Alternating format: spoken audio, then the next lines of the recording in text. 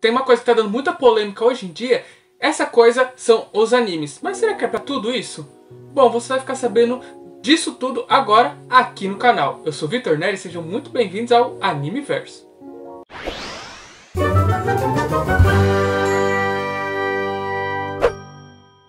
E antes de eu começar a falar sobre o tema, já faz assim, ó. Já aperta o botão de se inscrever aí. E se você gostar do vídeo, já deixa o seu like também e comenta bastante aí. Quero saber a sua opinião também. A primeira coisa que a gente tem que saber quando a gente fala de anime é que eles são mais próximos de filmes e séries do que realmente desenhos animados. O que é bem estranho, né? Mas é por conta da complexidade toda, né?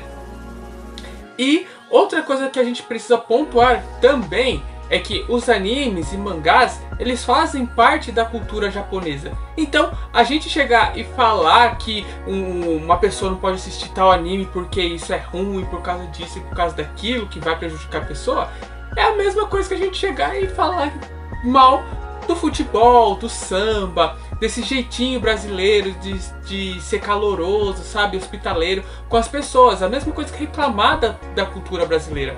Então, primeiro de tudo, a gente tem que respeitar a cultura do Japão. E uma outra coisa que é importante a gente falar aqui é que lá no começo, né, dos animes e dos mangás, tudo que era retratado nas obras eram o dia a dia dos japoneses, né, lendas e contos e várias outras coisas super interessantes. Por isso que esses dois produtos são considerados da cultura japonesa. Tanto que quando os japoneses vieram para o Brasil, um dos passatempos deles era assistir anime e ler mangá. Então assim, a gente não pode sair julgando anime ou mangá, primeiro porque é uma questão cultural, né? É uma bagagem cultural que a gente traz de outros países pra gente, né? Pra gente saber, pra gente se entreter também. E caso vocês estejam duvidando, vocês podem até pesquisar, porque aqui no Brasil mesmo a gente tem vários pesquisadores que trabalham com essas atmosferas de animes e mangás, e todos eles são muito bons, viu?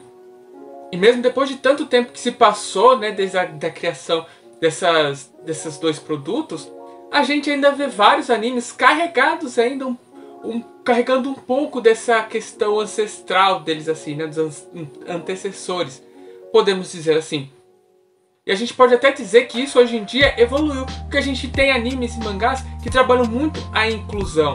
A gente pode ver que a gente tem como exemplo Breakers e o mais recente The Ranking of Kings. Mas Vitor, você tá falando que eu não posso assistir anime só pra me divertir, pra me entreter, e que eu sempre tenho que achar que tem alguma coisa ali por trás dos animes? Não, não é isso. Pelo contrário, você pode assistir animes pra se entreter, como você também pode assistir animes como análise ali de que tá ensinando alguma coisa, de que tá sendo transmitida alguma cultura. A gente só não pode criar um único polo e dizer que os animes não falam sobre política, os animes não falam sobre isso, ou esse anime só fala... Não, a gente tem que ter essa dualidade, até porque nem todo mundo pega assim as coisas num primeiro momento, né?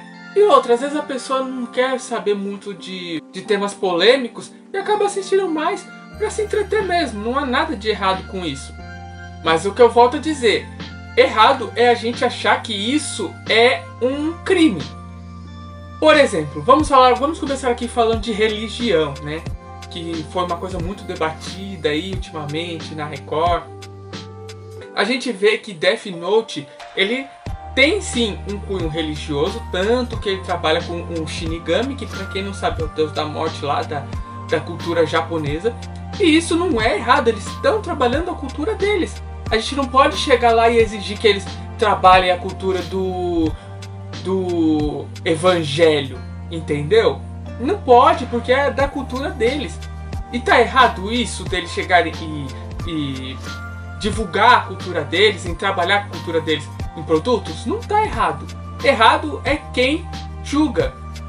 E pra quem acha que anime só fala realmente ali da religião do Japão, não, pessoal, não.